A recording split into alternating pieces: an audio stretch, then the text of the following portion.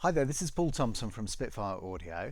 I'm going to show you today the new BML family brass member, which is Bones Vol.1, and this is our essential articulations for trombones. We've got a tenor trombone section and our bass trombone section in this product. So I'm just going to leap straight in. I'll start with the short notes. So you can see you've got a great, fantastically wide range. I'm playing both patches at the moment, but I'll split that off in a minute. So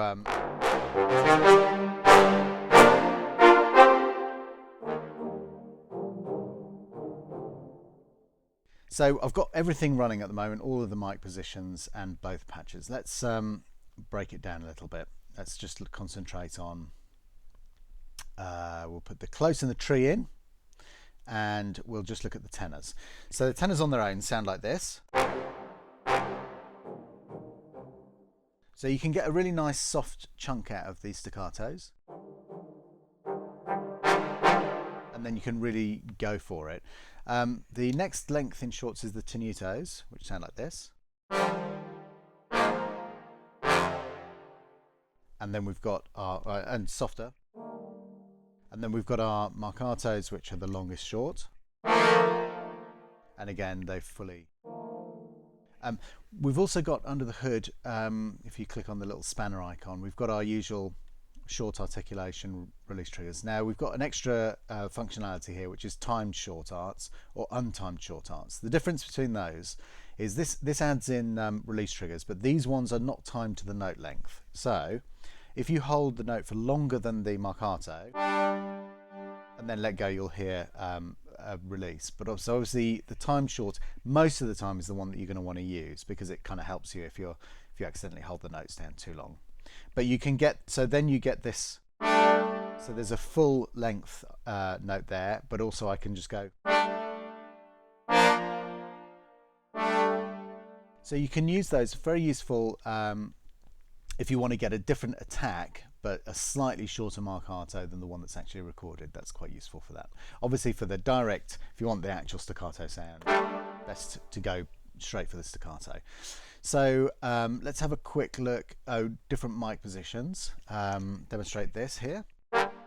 So that's your close mic. We've got the tree mics here. We've got the ambient mics. And then we've got the outriggers. So you can hear you've got it's really good to have the spatial positioning here in the different mic positions. Useful combinations might be the A and O mics. This is I think Andy B's favourite, because you get the width from the outriggers, but you also get the ambience, the nice kind of extra bit of air from the hall mics, the ambient hall mics here. So you can go for a more kind of classical sound, the close mics and the tree together, which is more of a centered sound, that kind of Decca sound. And then you can kind of, any kind of combination is doable within that. So let's look then at the bass bones and these articulations again. So I'll leave all of the mics up for a second. So that's with everything going, and obviously you go down. But you've also got the soft.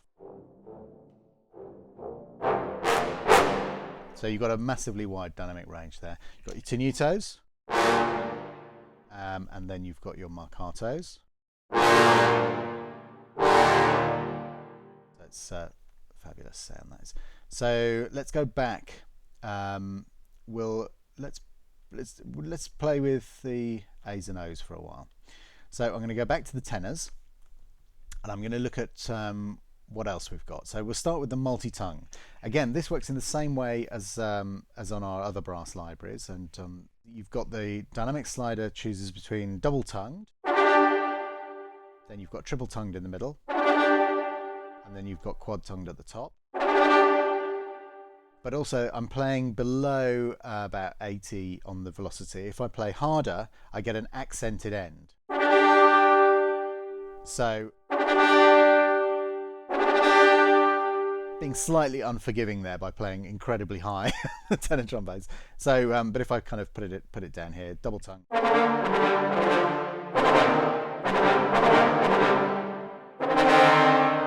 So between all of those different things, you can really get a fantastic performance out of things. You've got your rips here.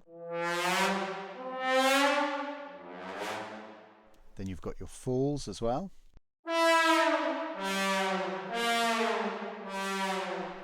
You've got your effects. And then you've got the some up glisses there, and then some down ones here. So that's all good stuff as well. Let's have a quick look at the legato.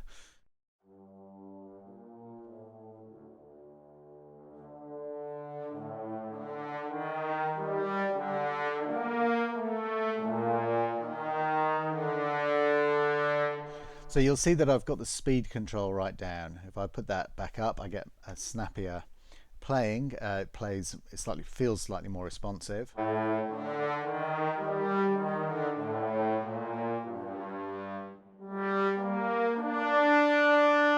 But it's less realistic sound because you're not hearing as much of the transition. So I kind of like it down there.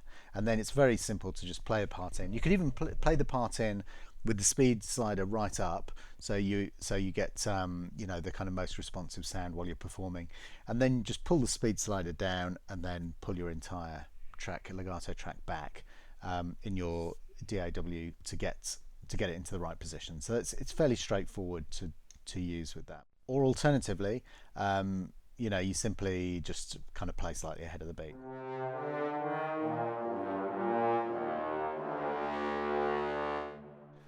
And then again, we've got our legato. Let's just quickly jump back to multi-tongue. So we've got our multi-tongues on the bass as well.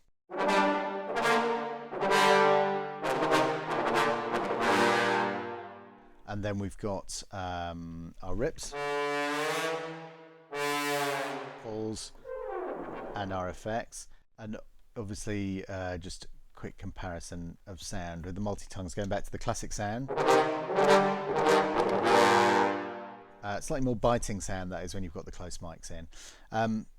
So we've got, if we go back to our legato as well.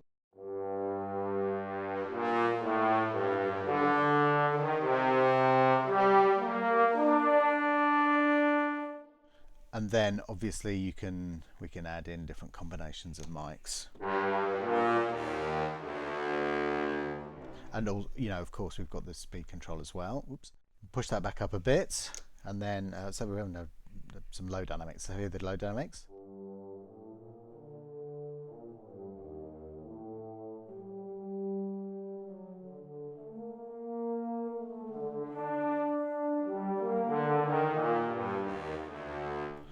So you've got a good dynamic range there as well. So let's have a listen to the longs. We'll go back up to let's put all of the mics in. No, actually, let's not. Let's go back to the classic sound, the close and tree mics with the tenor trombones, and we'll have a listen to the longs. So we've got, if I go back to the simple view, we've got control here over our dynamic.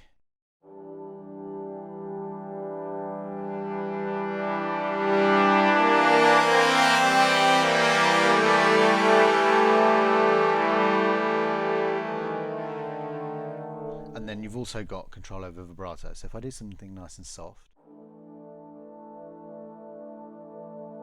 so very gentle,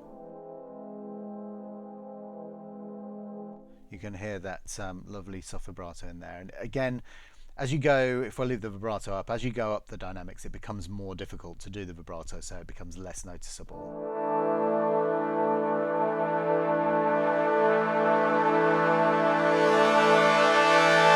And then when you're right at the top there, you obviously, there's almost no vibrato possible for the trombonists. So for that kind of, it's great for that kind of very bucolic sort of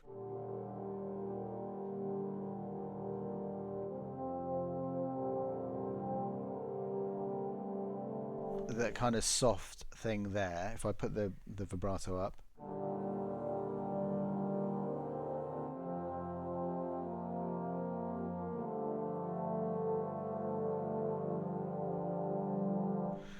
So you can hear the difference there. It does give you a lovely kind of bloom on the notes.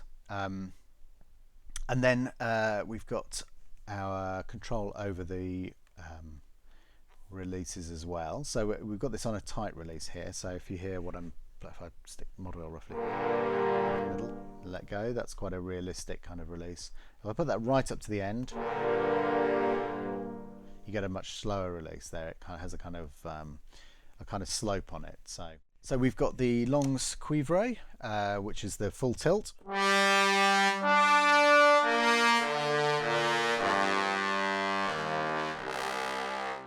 About the clams there. So if we go down to the basses now, have a quick listen back to the longs.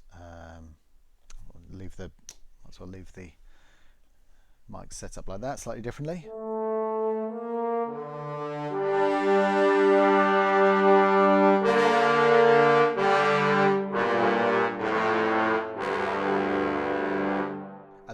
And then again, if we pop the vibrato up, or I'll start low here, hold a little chord down and give you an idea of what the vibrato sounds like. So non-vib.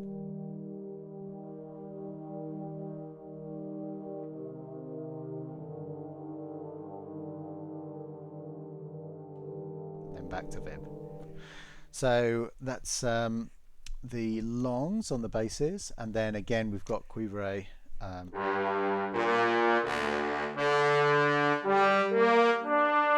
That really full sound down there, and then just for fun, let's just hear them together.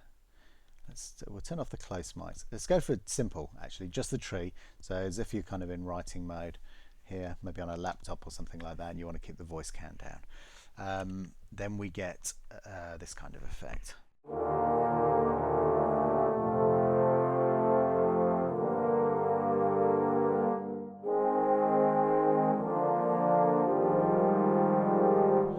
Then if I play with just one hand, I can do some mod wheel action.